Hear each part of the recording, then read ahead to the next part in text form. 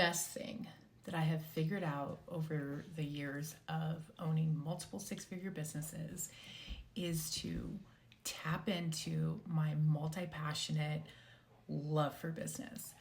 Early on, everyone tells you to niche down, right? Get in a box, stay in that box, that's that. And once I realized that that is not who I am at the core at all, that's when all the money started coming in.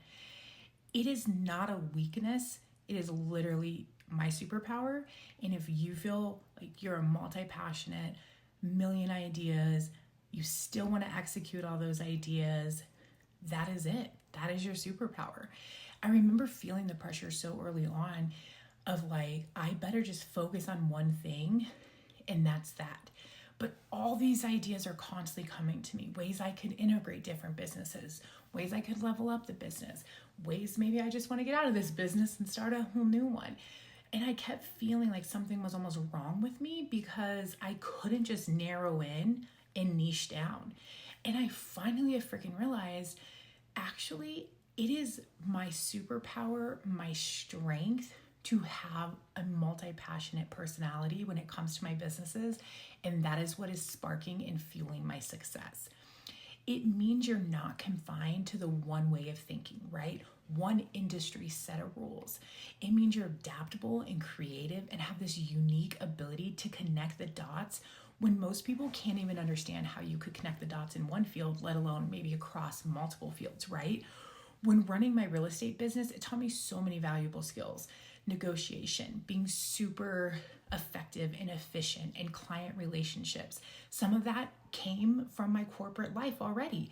And so much of that has translated into my flower studio, my entrepreneur coaching businesses, anything else I've done, right? And so my experience has also created this foundation that it leverages into other things. But I get bored quick and I'm like, oh, this is going really well. Like I love what I'm doing, but also I could do this. And like, what would this business look like? That is the cross-pollination where it's so unexpected breakthroughs happen that I can't count the number of times that an idea from one business has influenced another idea in a business and created abundance. Will everything work out that way? No, I have failed many, many times.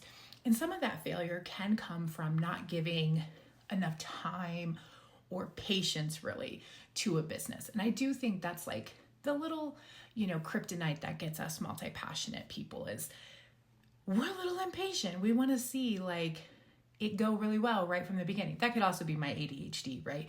I need that dopamine kick. Like, why is this not working? It didn't work in 5 seconds. Like, I gotta go.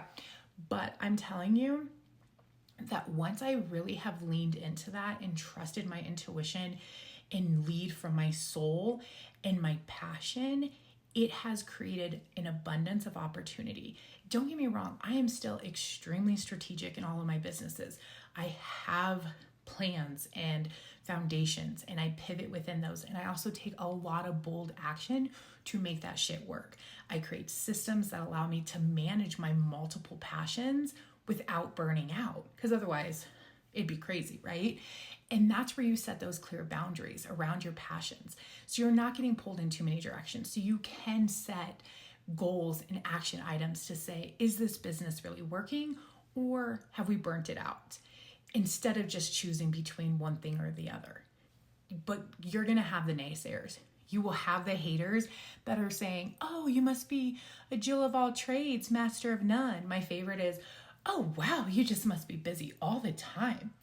But here's what they get wrong completely, is that most successful entrepreneurs are multi-passionate people. They have started in one industry that fueled their entrepreneur spirit, and they realized they had so much other passion and talent, and we're not sticking to the conventional advice anymore. We're going after everything we want. That's how we're going to continue to be successful. Break all the rules and boundaries and redefine success for us.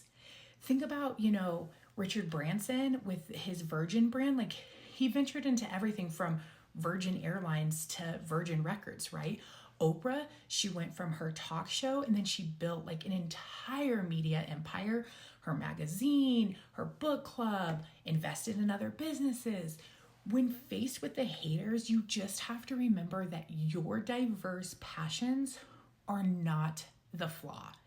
They are your competitive advantage. You've got to embrace it and really just learn to love it so you can integrate it strategically across the board and let the success speak for itself. Because before you know it, you're becoming that multi-passionate multi-millionaire.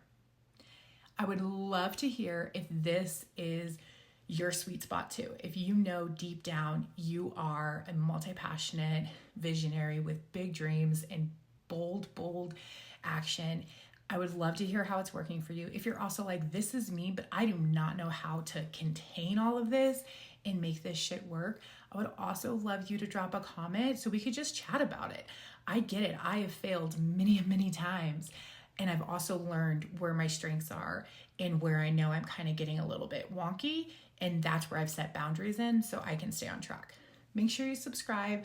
Next up is going to be probably my top failures in business as an entrepreneur.